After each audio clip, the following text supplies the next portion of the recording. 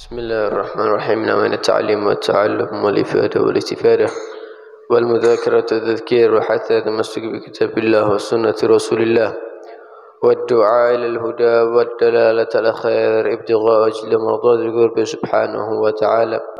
نوينا مثل ما نوى آباؤنا وأسلافنا ورجالنا وشيخنا الصالحون، ثم إلى خصوصا إلى كتب الإرشاد وغاية العباد والبلاد الحبيب عبد الله بن علوي الحداد، أن الله تغشه بالرحمة المغفرة ويعيد علينا من بركاتهم وأسرارهم وأنوارهم وعلومهم، وأن الله يدخل نيتنا في نيتهم وأعمالنا في أعمالهم، وعلمنا وصحب الوقت نويناهم وغوزهم قصدنا ومطلم طلبنا وإلى حضرة النبي محمد صلى الله عليه وسلم. الفاتحة.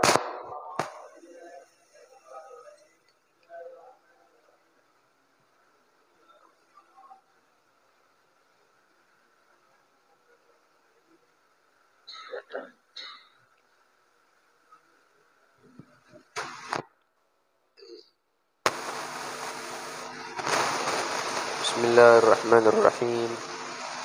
الحمد لله رب العالمين، والصلاة والسلام على سيد المرسلين سيدنا ومولانا محمد وعلى آله وصحبه أجمعين، ولا حول ولا قوة إلا بالله العلي العظيم. اللهم صل وسلم على سيدنا محمد صلاة تطلعنا بها مقاصد القلوب وتكشفنا بها سر الغيوب، وعلى آله وصحبه أطباء القلوب، وبارك وسلم. أما بعد، قال الإمام مؤلف رحمه الله تعالى ونفعنا به وبعلومه في الدارين آمين، إلى أن قال: وقال عليه الصلاة والسلام: إذا هابت أمتي أن تقول للظالم يا ظالم فقد تودع منها، ومعنى ذلك فقد ذهب خيرها ودنا هلاكها، إلى آخر ما قال رضي الله عنه وأرضاه. Pada pengajian sebelum-sebelumnya telah dibahas termasuk ajaran agama Islam yang terpenting adalah yaitu amar ma'ruf dan nahi mungkar. Sudah diterangkan bahwa amar ma'ruf nahi mungkar itu sangat ditekankan kepada setiap orang. Termasuk syiar agama yang paling besar adalah amar ma'ruf nahi mungkar. Atau kalau diartikan adalah mengajak orang untuk berbuat baik di sisi Allah dan melarang orang atau mengajak orang untuk meninggalkan perkara yang tidak disenangi oleh Allah Subhanahu wa ta'ala. Itulah amal ma'ruf nahi mungkar. Dan sudah diterangkan oleh Nabi sallallahu alaihi wasallam, siapa orang yang dia itu melihat kemungkaran, maka dia wajib merubah kemungkaran tersebut menjadi kebaikan. Dan kalau nggak bisa merubah, setidaknya menasehati dengan lisannya. Kalau nggak bisa dengan lisannya, nggak bisa menasehati karena takut atau apapun misalnya, maka paling tidak di dalam hatinya ada ingkar, nggak terima kalau orang ini melakukan sesuatu yang nggak baik. Seumpama misalnya ketika kita melihat ada orang di sekitar kita yang bermain judi atau melakukan zina atau minum minuman yang dilarang dalam agama, atau melakukan apapun yang dilarang dalam agama, maka setidaknya di dalam hati kita ada rasa nggak terima. Ya Allah, ini perbuatan yang dilarang, ini perbuatan yang haram. Melakukan hal yang seperti ini adalah hukumnya dosa. Semoga dia mendapatkan hidayah. Dalam hatinya minimal ada ingkar. Kata baginda Nabi apa? Kalau orang melihat suatu kemaksiatan atau suatu kemungkaran, kemudian di dalam hatinya ada rasa tidak terima, maka itu dia masih punya iman, tapi imannya sangat tipis. Kata Nabi, imannya tipis orang yang seperti ini. Ngelihat kemungkaran, Ada ingkar dalam hatinya, nggak terima dalam hatinya. Ini orang masih punya iman, tapi tipis. Menunjukkan berarti apa? Kalau kita dalam hati kita masih terima, menganggap itu hal yang biasa, menganggap hal itu yang sudah wajar, berarti menunjukkan kita tidak memiliki iman sama sekali kepada Allah Subhanahu wa taala. Maka itu amar ma'ruf nahi munkar ini adalah hal yang wajib bagi siapapun. Bagi siapapun, lebih-lebih bagi tokoh agama, lebih-lebih bagi pemerintah, lebih-lebih bagi orang yang didengarkan ucapannya, lebih-lebih kepada orang tua, kepada kepala keluarga. Amar ma'ruf nahi munkar ini adalah termasuk perintah agama yang harus kita lakukan. Kata baginda Nabi apa? Seandainya umatku ini sudah sungkan, sudah segan mau mengatakan kepada orang yang zalim, hei kamu orang zalim, nggak berani mengucapkan seperti ini, maka berarti telah diangkat kebaikan dari dia. Setelah diangkat kebaikan dari dirinya. Misalnya ada seorang pembunuh yang selalu melakukan kejahatan, ada seorang pencuri, terkenal pencuri. Ketika kita ketemu kita nggak berani, kamu pencuri, jangan mencuri lagi. Nggak berani mau ngomong, kamu pencuri, takut dia. Berarti telah diangkat kebaikan dari dirinya. Na'udzubillahi min. Nah, ini menunjukkan bagaimana pentingnya amar ma'ruf nahi munkar dalam Islam. Kata Habibullah Haddad dalam lanjutannya apa? Allah Subhanahu wa taala tidak menerima alasan-alasan yang enggak berarti, alasan-alasan yang penuh kebohongan untuk orang-orang meninggalkan amar ma'ruf nahi munkar. Enggak diterima oleh Allah. Wala yaqbalullahu ta'ala al-a'dzarul baridah wa ta'allulatil kadhibah allati yata'allalu biha abna'uz zaman fi tarkil amr bil ma'ruf wan nahyi 'anil munkar. Allah enggak nerima alasan apapun bagi kita untuk tidak melakukan amar ma'ruf nahi munkar. Alasan-alasan yang palsu enggak diterima oleh Allah Subhanahu wa taala. Seperti misalnya ketika disuruh amar ma'ruf nahi munkar, dia mengatakan begini, innahu la yuqbalu minna mahma umirna aw nuhina. Mereka enggak akan dengar ucapan kita. Wis percuma, aku kape ngomong enggak kira dirungokno. Saya mau ngajak nggak bakal disambut. Saya mau melarang dia daripada perbuatan maksiat, dia nggak bakal terima dengan saya. Padahal belum mencoba, sudah beralasan seperti itu. Gak kira diterima oleh aku. Nggak bakal bisa. Atau lek aku ngomong gak iso, gak kira dirungokno. Kudu fulan yang ngomong, kudu fulan yang berbicara. Kalau saya nggak bisa. Atau alasan-alasan seperti itu yang enggak jelas, belum tahu kepastiannya. Belum tahu kepastiannya. Nah, ini enggak diterima oleh Allah.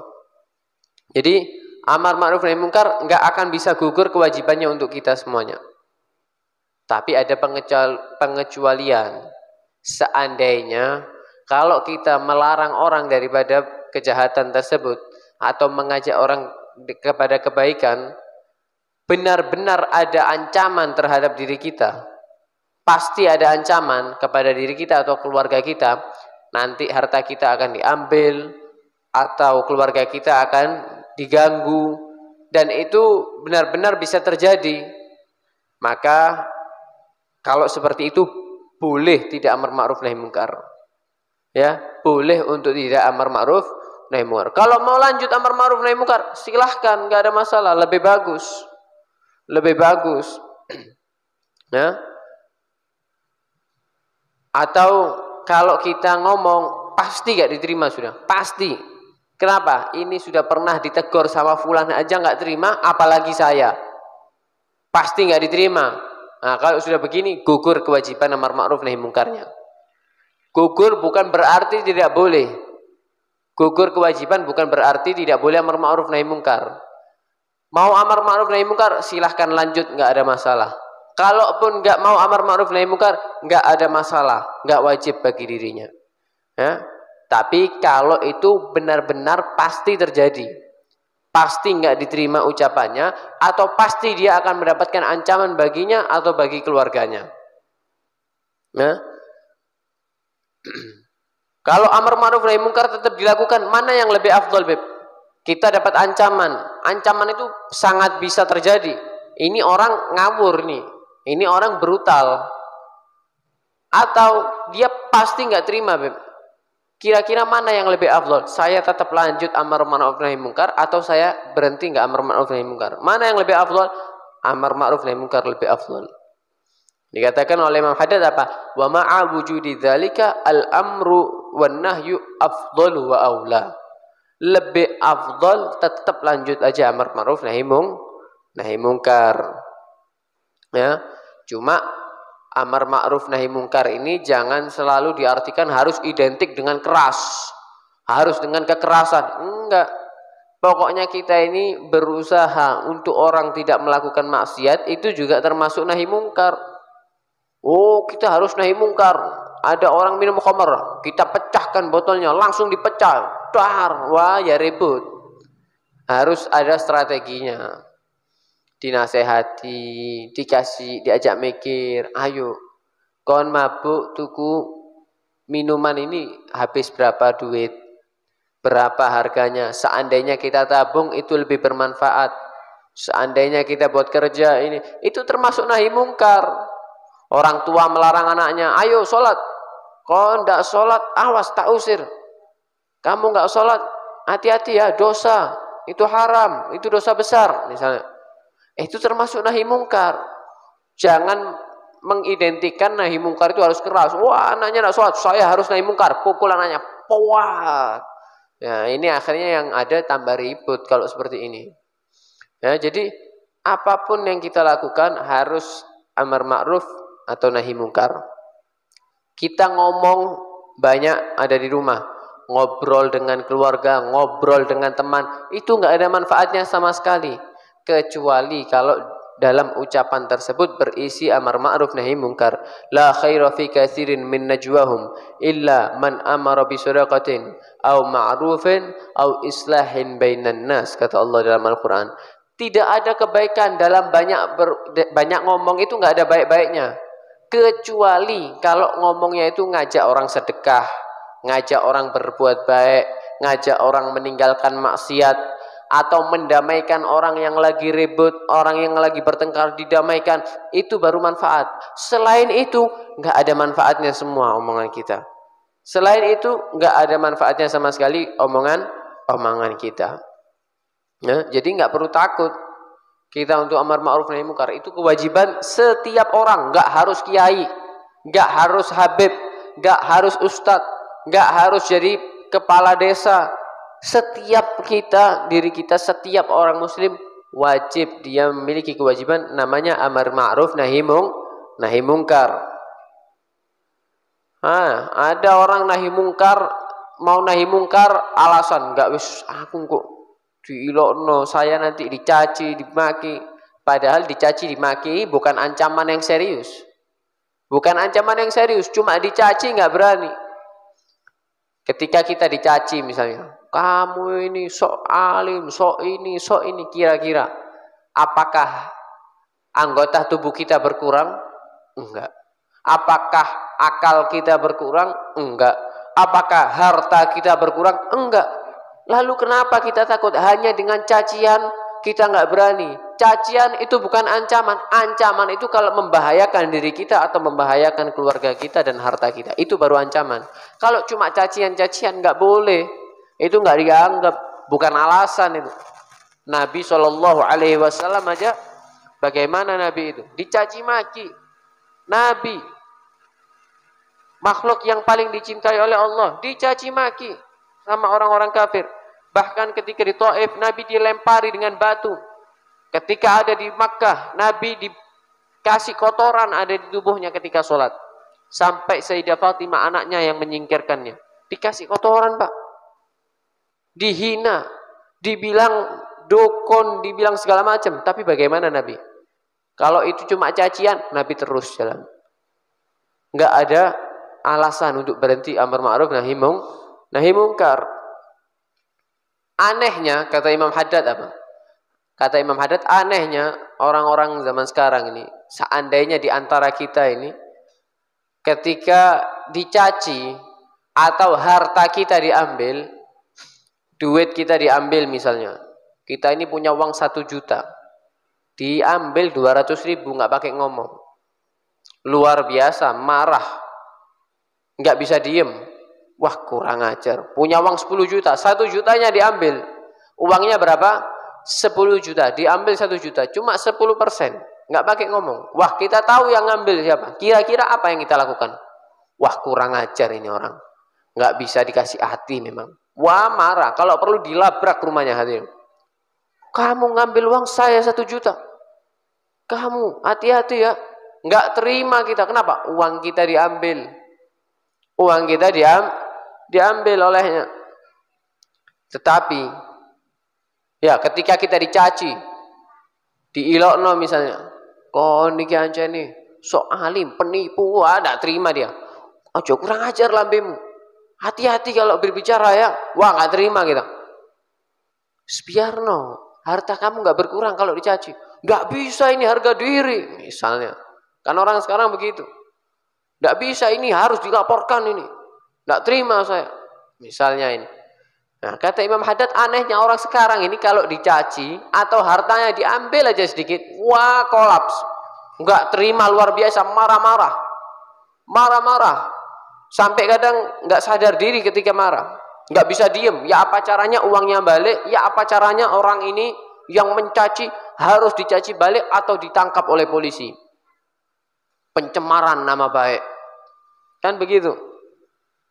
Tetapi ketika urusan agama, ketika ada orang yang berzina, ketika ada orang yang mencuri, kita diam. Nggak berani. Kenapa? Takut dicaci. Nggak berani ngomong. Tapi coba kalau uangnya diambil 100.000, wah marahnya luar biasa. Marahnya luar biasa. Coba dicaci. Wah marahnya luar biasa. Tapi ketika agama yang dicaci, ketika dia melanggar aturan agama, kita diam, nggak berani berbicara. Aneh, kata Imam Haddad. Padahal yang namanya agama ini harus dinomorsatukan. Harus dinomorsatukan. Apakah uang 100.000 ataukah uang yang miliknya dia lebih berharga daripada agamanya dia? Agama nomor 1.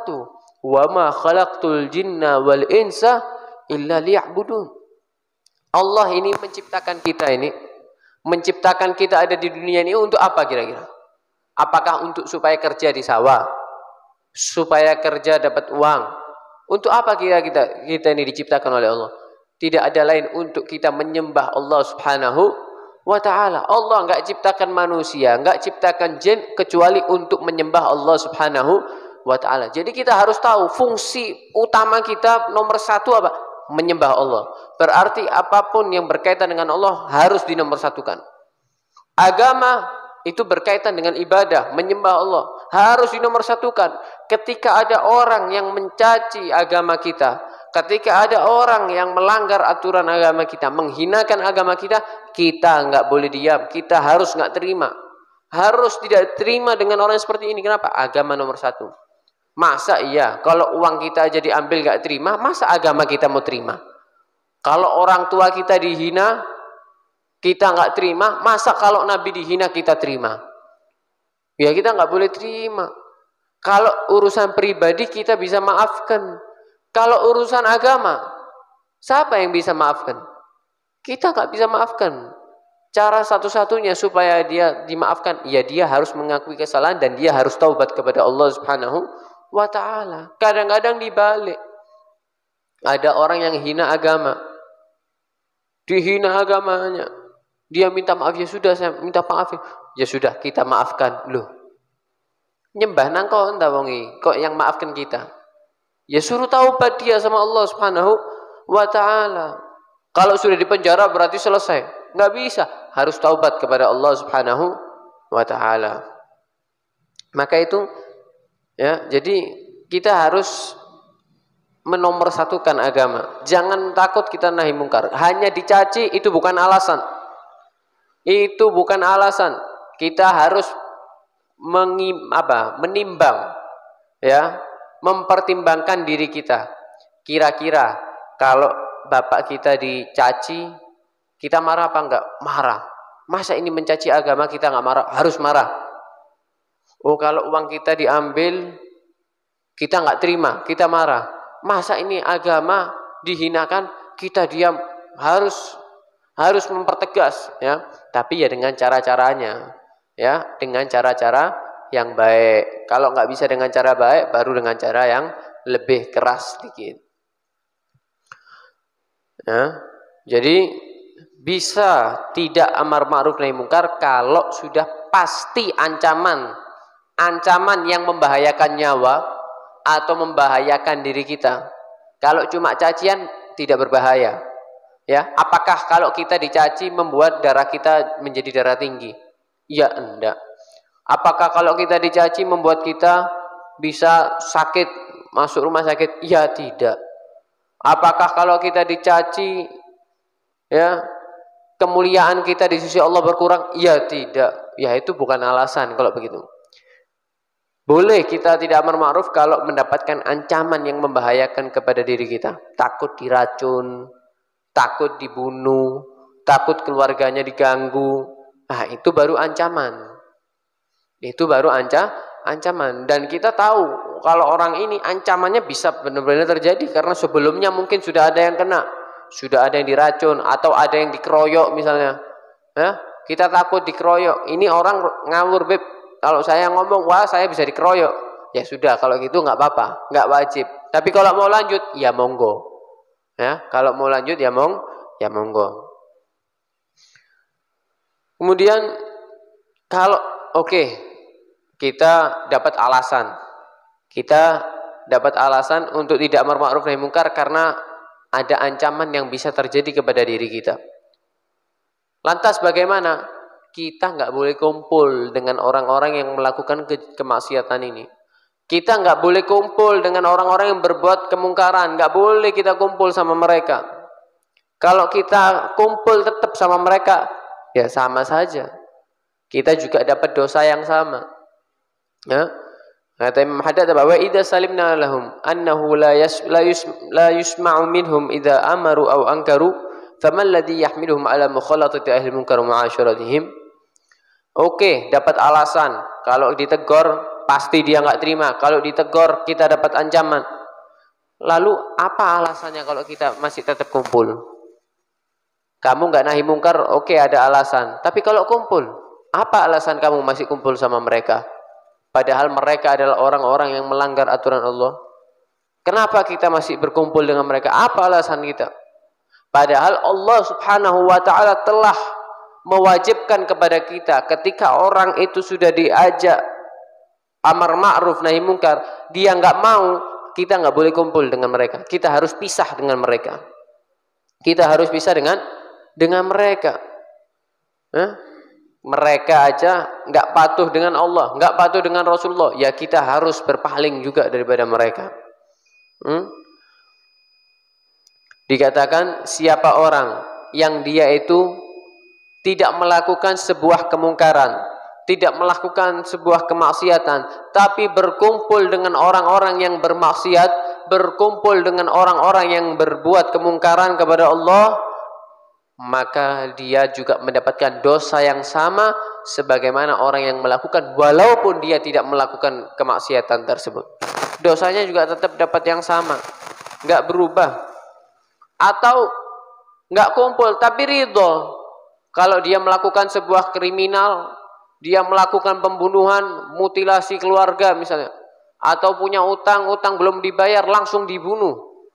Kemudian kita ridho, salah ayo utang gak dibayar, yo gak apa-apa patenono lek ngono.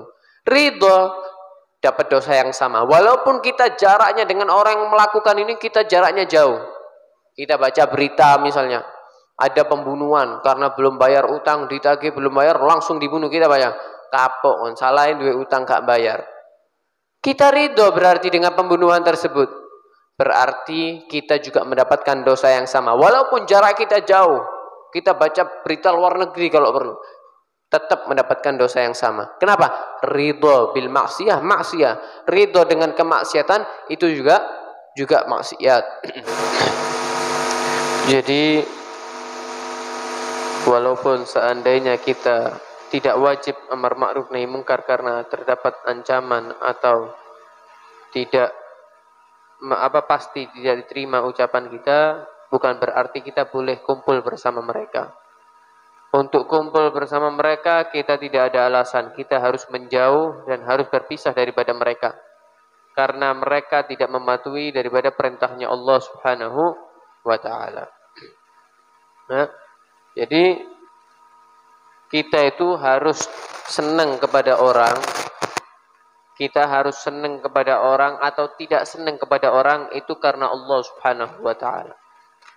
Bagaimana senang kepada orang karena Allah? Cinta kepada orang karena Allah itu bagaimana?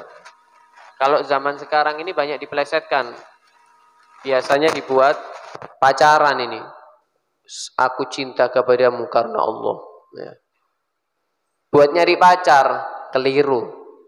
Maksudnya bagaimana cinta kepada makhluk karena Allah? Kita senang kepada orang ini karena dia mematuhi perintahnya Allah. Kita senang kepada orang ini karena dia menjalankan kewajiban-kewajiban Allah dan menjauhi larangan Allah. Ini senang kepada orang karena Allah. Begitu pula sebaliknya. Kita nggak boleh benci sama seseorang. Nggak boleh kita benci kepada seseorang. Lebih-lebih orang muslim. Kecuali karena Allah. Maksudnya benci karena Allah bagaimana? Kita nggak senang sama orang tersebut karena dia menghina Allah. Dia menghina Rasulullah atau dia tidak patuh dengan perintahnya Allah Subhanahu wa taala. Ini baru namanya tidak senang atau benci karena Allah Subhanahu wa taala. Lah kok bisa sama-sama maksiat, pacaran ngomongnya cinta karena Allah, cinta karena setan kalau gitu namanya. Bukan karena Allah wong buat maksiat. Ya. Kalau buat nikah enggak apa-apa, ini buat pacaran. Ya bukan karena Allah kalau seperti itu ya. Jadi Syekh Abdul Qadir Jailani radhiyallahu an, beliau juga pernah mengatakan, "Iyyakum an tuhibbu ahadan aw tabghadu ahadan illa ba'da ardi 'ala al-kitab was sunnah," atau kama qala. Beliau mengatakan apa? Hati-hati, jangan kamu itu senang sama seseorang atau benci sama seseorang kecuali sudah kamu nilai, sudah kamu timbang dengan Al-Quran dan dengan hadis. Oh, orang ini masih sesuai dengan perintah Al-Quran, sesuai dengan perintahnya Nabi, sesuai dengan perintahnya Allah. Jangan kamu benci orang tersebut, kamu harus senang. Oh, kamu jangan benci sama seseorang kecuali juga melihat, oh orang ini sudah tidak sesuai dengan Al-Quran, tidak sesuai dengan Allah, tidak sesuai dengan Rasulullah. Kamu benci nggak apa-apa. Jangan orang yang nggak sesuai dengan Al-Quran, tidak sesuai dengan aturan Allah, tidak sesuai dengan aturan Rasulullah, kamu senang kepada dia. Jangan, kata Syekh Abdul Qadir Jailani, bahaya. Kita kan seperti itu, senang kepada orang-orang yang maksiat, senang melihat artis-artis yang melakukan hal-hal yang dilarang oleh Allah Subhanahu wa taala. Ini nggak boleh. Ya, kita harus senang kepada orang itu semuanya berdasarkan Allah Subhanahu wa taala. Nah, dalam hadis dikatakan bahwa cinta karena Allah ini termasuk ikatan iman yang sangat kuat. Rasulullah SAW pernah menceritakan dulu Bani Israel itu umatnya Nabi Musa, anak cucu Nabi Yakub. Bani Israel ini luar biasa ya. Umat yang paling ngeyel. Umat yang paling ngeyel ini Bani Israel. Luar biasa ngeyelnya. Banyak itu ceritanya dalam Al-Quran ya. Pernah ketika mereka ada kejadian apa seperti itu, melakukan hal yang dilarang oleh Allah. Ulamanya mereka, ulama Bani Israel ini melarang, marah kepada umatnya. Hei, hati-hati, ini adalah hal yang haram, yang enggak diridhai oleh Allah. Tapi mereka Bani Israel tetap ngeyel, tetap dilakukan sama mereka. Wis, ulamanya pasrah. Tapi masih kumpul sama mereka. Masih kumpul sama orang-orang yang maksiat. Sudah dibilangi masih ngeyel, tapi masih dikumpuli sama ulamanya. Hah? Masih makan bareng, duduk bareng. Akhirnya apa yang terjadi kata Nabi? Ketika Allah melaknat orang-orang yang bermaksiat ini, ulamanya pun yang melarang. yang melarang tadi, tapi masih kumpul, itu juga mendapatkan laknat dari Allah Subhanahu wa taala. Nah, itu di Al-Qur'an apa? Dikatakan lu'inal ladzina kafaru min bani Israil apa?